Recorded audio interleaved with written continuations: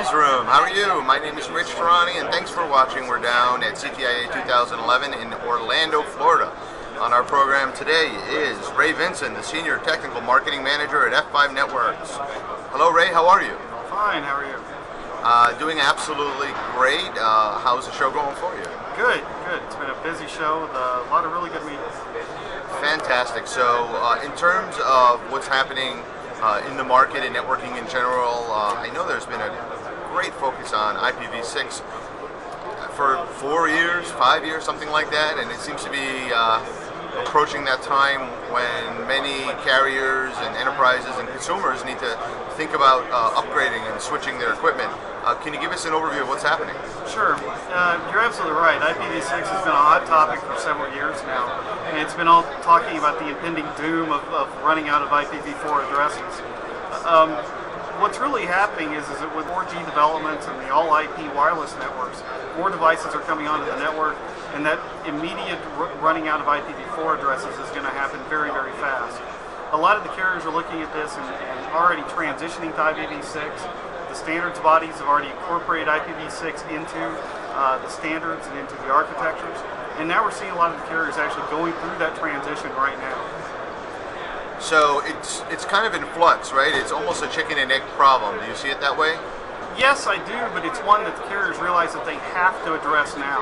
That it's something that they've got to be able to have a plan for it, have an architecture for it, and have good management on their network in order to be able to offer those devices as they get towards 4G and the high-speed network.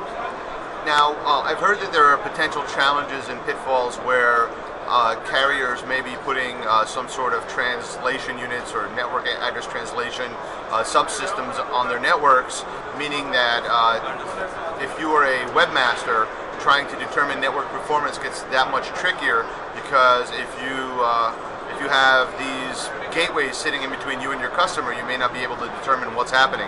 Have you heard much about that? Well, yes, we have.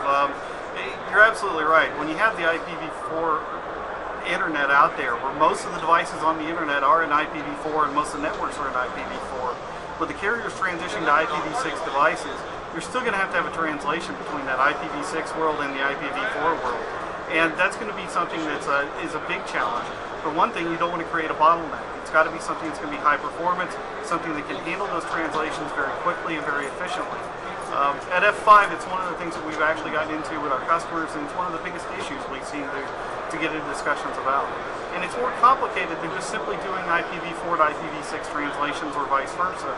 It also gets into the architecture of how you manage network address translation, how you manage different IP pools, how you manage those different applications according to what the application is, what the destination network is, and what the source network is. So it's really a challenging problem, and for consumers, they may start to experience slowdown and not realize why, right? They may blame it on the website, or they won't have any idea what's happening. That's absolutely right, and everything's about quality of experience. If the subscribers or the actual consumers, it needs to be transparent to them. They need to be able to see that there's no difference than the way they've always handled the internet, and in fact it needs to be either no difference in what they've had in the past, or actually a better or a more improved situation than they have in the past. That's a big challenge for the carriers. So let's walk through this from a carrier perspective. If there starts to be this translation layer on the web that slows things down for consumers and quality of experience starts to suffer, will they be putting out guidelines to their users as to what they should do to upgrade their equipment?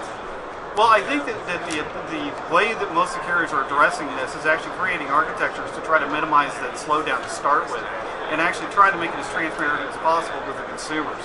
Trying to give instructions to the consumers on how to handle their networks can get to be a little bit dicey in the fact of it gets to be very complicated to understand all the different architectures and all the different things that the different consumers out there would actually have to do.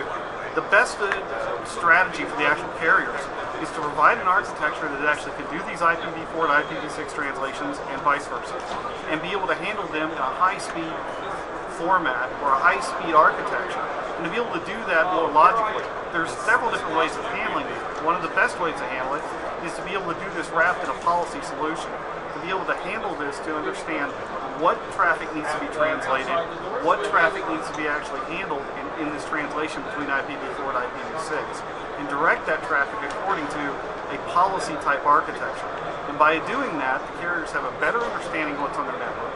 They have a better understanding of what needs to be translated and what doesn't need to be translated, and has a better way of actually handling and minimizing that bottleneck. Fantastic. Well, thank you so much for being on the program today. This was great. Sure thing.